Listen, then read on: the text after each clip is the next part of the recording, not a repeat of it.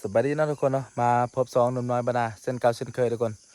ก็อยู่กับบรรยากาศธรรมศาสตร์บ้านเฮาคือเก่าเนาะกับวิถีชีวิตคนบ้านเฮาตอนเช้ามามื้อนี้หนุ่มน้อยก็มาอยู่ที่สวนแตงกวาคือเก่าทุกคนกับบรรยากาศตอนเช้าๆเนาะสวนแตงกวาก็มื้อนี้หนุ่มน้อยมาเก็บแตงกวาเนาะไปส่งให้ลูกค้าเนาะพอดีลูกค้าส่งบ้านเฮานี่แหละคนบ้านเฮานี่เนาะสั่งเอา10 โลเนาะ ก็มาเก็บตอนเช้าให้ลูกค้าเนาะไปส่งให้ลูกค้าเดี๋ยวไปเบิ้งนะทุกคนเบิ้งนำกันเพราะว่าเดี๋ยวนี้ก็เริ่มที่จะ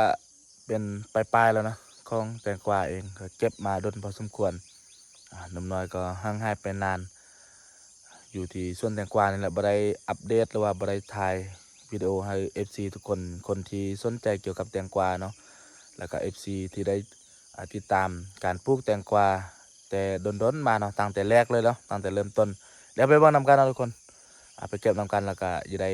แพ็คส่งลูกค้าเนาะ10 โลมื้อนี้เนาะอยู่สวนแตงกวานะทุกคนเนาะแต่ว่าหาสังเกตเบิ่งกกแตงกวาเนาะหรือว่าต้นมัน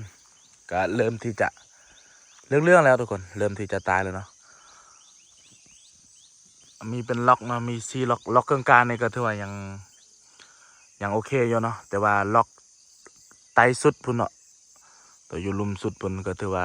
ตายไปไล่แล้วก็มาล็อกนี้เนาะล็อกตัวนี้แล้วก็เป็นล็อกตัวเทิงพุ่นเนาะล็อกของกลางเนี่ยมันจะงามนะก็ต้องใช้เวลาดนเนาะดนกว่าหมู่เนาะล็อกได้บ่งามก็ถือว่าตายไปอันนี้มาก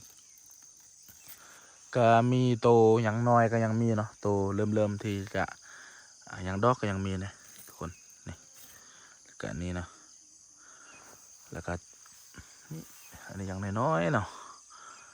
โตใหญ่ก็มีโตยังเริ่มดอกขึ้นมาใหม่ก็ยังมีเนาะ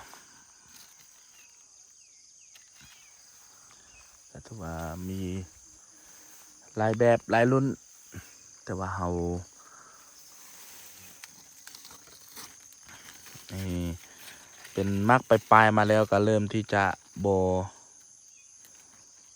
งามไปได้ทุกคนนี่โบคือมาร์กตอนแรกๆเนาะตอนแรกๆนี่ก็ถือว่างามทุกคนเลยมาร์กยาวดีเนาะแล้วก็งามแต่ว่าเดี๋ยวนี้เป็นเริ่มที่จะเข้าเป็นมาร์กไปปลายเนาะเริ่มที่จะแก่มาแล้วก็เริ่มที่จะโบงามปันเด้อมาร์กก็เริ่มโบงามเนาะ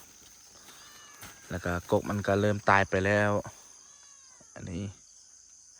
เดี๋ยวก็ไปเรื่อยๆให้ทุกคนชมบึงบรรยากาศอยู่ในสวนพร้อมๆกันเนาะเขาก็เล็กน้อยก็คือที่ว่าเนาะก็ช่วงหลังๆมานี่ก็ห่างหายไปแต่เก่าก็อัปเดตอยู่ที่สวนแตงกวานี่แล้วเนาะก็ได้ติดตามแล้วก็ถือว่าได้รับชมวิดีโอนุ่มน้อยก็จะเห็นว่านุ่มน้อยจะอยู่แต่สวนแตงกวานี่เนาะ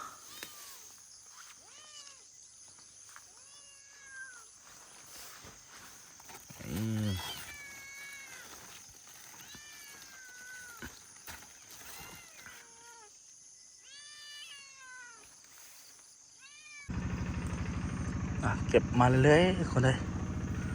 เก็บมาตัวยาก็ยังมีเด้มากเนาะจะมีตัวยาตัวน้อยสลับกันไปนะคนมากยังใหญ่ๆงามๆก็ยังมีแต่ว่าโบราณไม่ได้เนาะมากงามก็ยังมีแต่ว่ามันลดปริมาณเนาะปริมาณมันก็ถือว่าลดลงไล่พอสมควรเพราะว่าก็ตามอายุของมักแตงเขาเนาะหรือว่ามักแตงอายุแก่ไปแล้วเนาะมากทีงามๆก็อาจจะหลุดลงไล่เนาะเมื่อกี้ก็ได้ไปประมาณทุ่งหนึ่งเดี๋ยวนี้ก็เริ่มมาเก็บใหม่นะก็10 โลก็ใส่จำนวนบ่หลายนะ10 โลนี่แม่นแทนแต่ว่านุ่มน้อยเองก็เก็บเอาไปกินเองเนาะ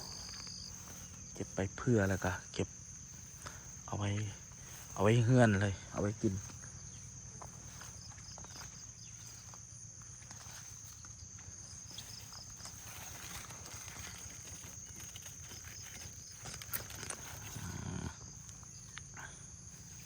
พอดีกินเนาะทุกคนเลย